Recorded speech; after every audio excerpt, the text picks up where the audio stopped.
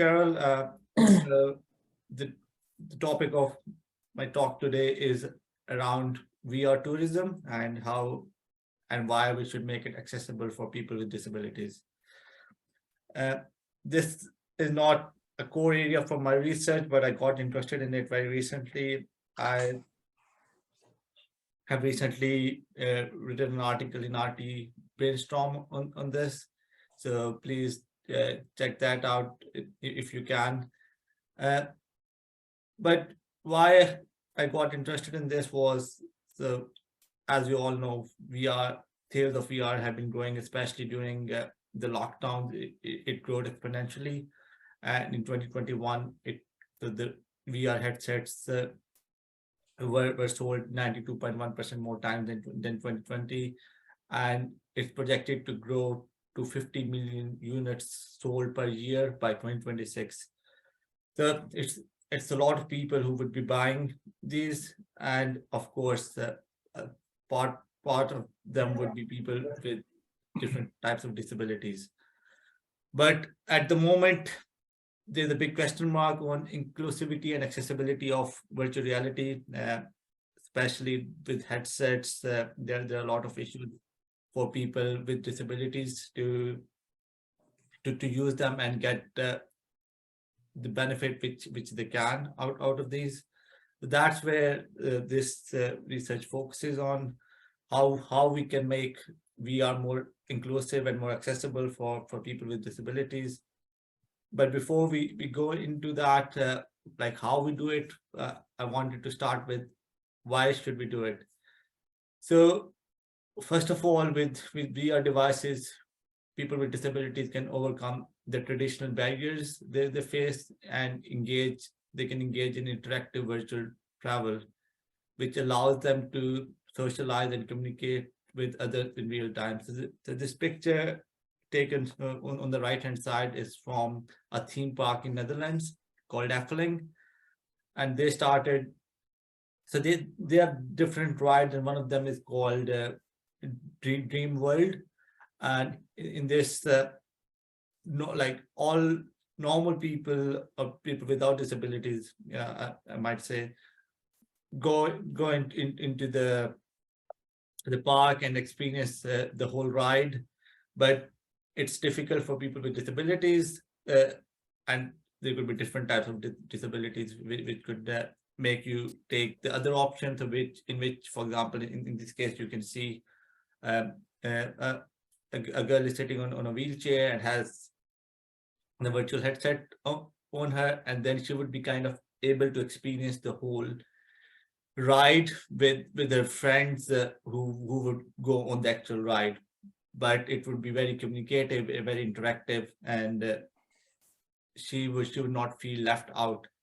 And that is what virtual reality can provide for people with disabilities, to give them same or very similar kind of experience in cases where they cannot have that experience within the real world. So virtual reality can enable that kind of experience, and to make all these social outings with their friends, with their family members, a lot more inclusive.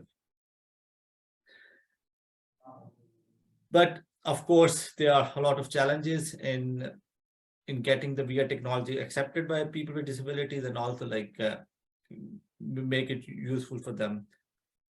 So, and in our research, we have found that it's a lot more complex, and especially in terms of the different types of disabilities. Each type of disability would have certain accessibility requirements, and it's not that easy for one particular solution to cater for all the different types of disabilities. That's the first thing. The second thing is, even for all people with disabilities, whatever disability they have, there are specific characteristics which they exhibit, which are different to the characteristics exhibited by people without disabilities. And that is another thing which makes it very complex. And we identified internal and external factors which influence the acceptance of VR technology in people with disabilities, and those included interpersonal factors, intrapersonal factors, and structural factors. So intra and interpersonal factors would be something which is within them, and then something which they use to interact with others. And then structural factors would be things like the design of the VR headset, for example, or design of the environment around it, and so on. So these are the main challenges, and we haven't found solutions yet for all of these. And that's where, like, one of the purposes of this talk was to allow us to collaborate with more people who are interested in this kind of research. So again, this is an invitation if you are interested in this kind of research and have some area of expertise in either in dealing with people with disabilities or in virtual reality technology, we are happy to collaborate. But just moving on the research side, so then we came up with some guidelines of the initial steps which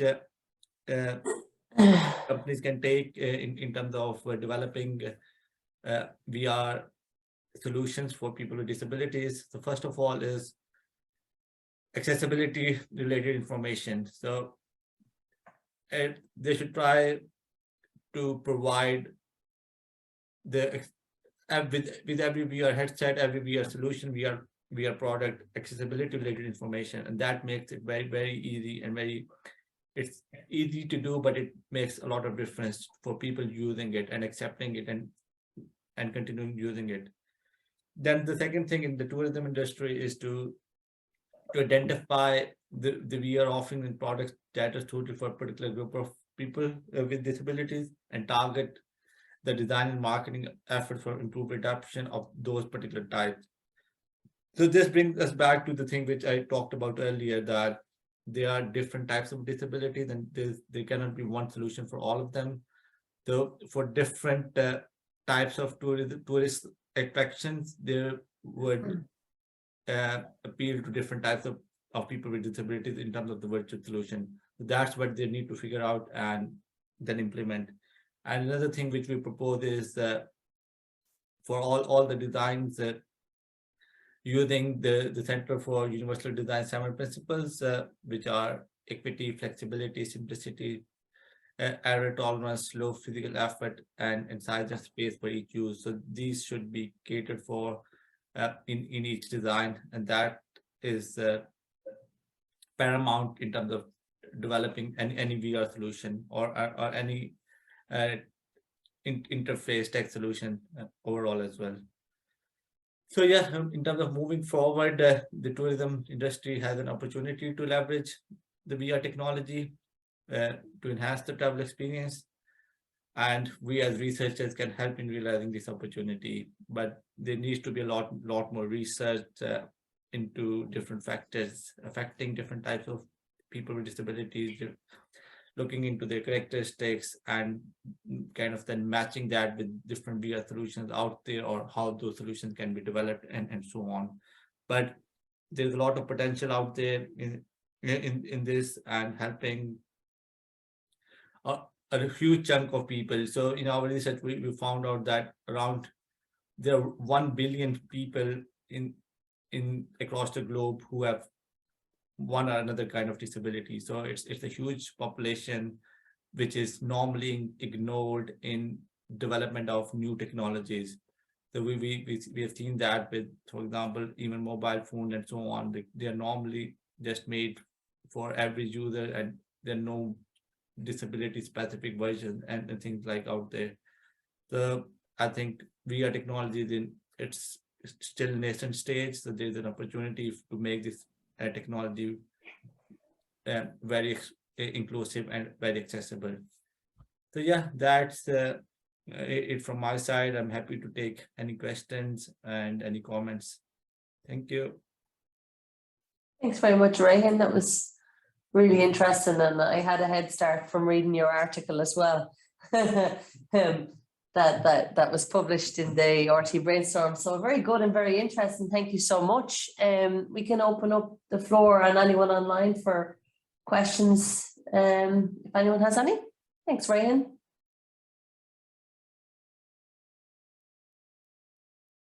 So, Rehan, no doubt it's a good topic, and all those people with certain disabilities, they're going to benefit from it. So, what do you think that, for example, if you have this kind of virtual reality tourism kind of a thing, so the human connection which need to be there, for example, if you go somewhere, so you need to, you meet other people and you interact with them, you have fun, so all those kind of things. For those who are like totally at bed or who cannot move, for them that could be a real thing, but for the others who can manage it on the wheelchair or something, so they can at least go to the place and have connections and can have fun and have the real time, I should say, the real-time scenarios or real-time environment they can enjoy over there. So don't you think we're gonna block them at certain space and not allow them to go there and to sit back at home and just to have this virtual reality kind of thing? No, that's a very good question. Thanks, Mansoor, for that. So that's what we propose in our research as well. In terms of engagement, it should be like as much human interaction as much as possible. So you gave two examples. One, the person who can go to a certain place, for example, the theme park. So I'll just go back to the theme park. So this is a person on wheelchair who can travel to the theme park, but then cannot enjoy a certain ride or certain experience. For those people, the guideline or what we propose is they should go to the theme park, but then for those particular rides, there should be a virtual reality alternative for them. That we're not limiting that, okay, this should only be used at your home. This should be in places like these. So this is a theme park and people go there. This virtual reality experience you can only experience when you are there. And then on the other side, the example you gave, if somebody even cannot move away from their bed and is completely bedridden, then that specific experience is moved to their bed. Of course, the level of interaction and every other thing would be a bit low for them, but at least that's a lot better than doing nothing. Yeah, So, that's right. yeah. Yeah, so that's what we were proposing, and that's why we're really focusing on like making solutions for different levels of disability and different types of disability. All right, thanks. Thank you. And Rehan, so thanks for the great presentation. So when you mentioned the VR market, so is it focused on the commercial aspect that you mentioned, or is it focused on both like private use as well as commercial market? So what are the main targets? So this is just these numbers are just in terms of the number of headsets which were sold. So that's just sold to your average user.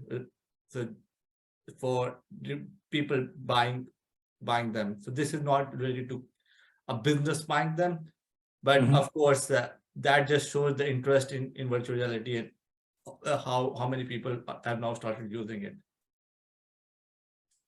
Okay. Yeah. So you mean like there could be a separate division inside the theme park that's fully virtual reality, you know, like so, or okay, yeah, or like right, a so, completely different one. Yeah. So in this case, the example I was giving Efling, so they have the virtual reality element for certain rides, which they feel would be very difficult for people with disabilities to take otherwise. So only for those particular rides, they have this virtual reality experience. And the rest of the theme park is open and everybody can go. And within those rides, there are separate rooms and places. So for example, if you go to a theme park, you know that like you have to kind of queue in for every ride is separate. So it's different for different rides and different experiences. Some are like, because they're accessible to all, there is no virtual element to those. And then for some where there could be a virtual element and virtual element helps, that's where you have this virtual reality part within that ride. So within that area of that particular experience, you have a separate section for virtual reality. So the main motive is just to help people with disabilities, or like, are they trying the other, like, this is a new kind of experience, or like, are they trying to increase like a profit or retention or? No. So the experience is so here they're just trying to replicate the real experience to the virtual world for people with disabilities. So Okay. if somebody can go on the real ride, they recommend them to go on the real ride. Mhm. And if they cannot go on the real ride, then you go on the virtual one. Okay.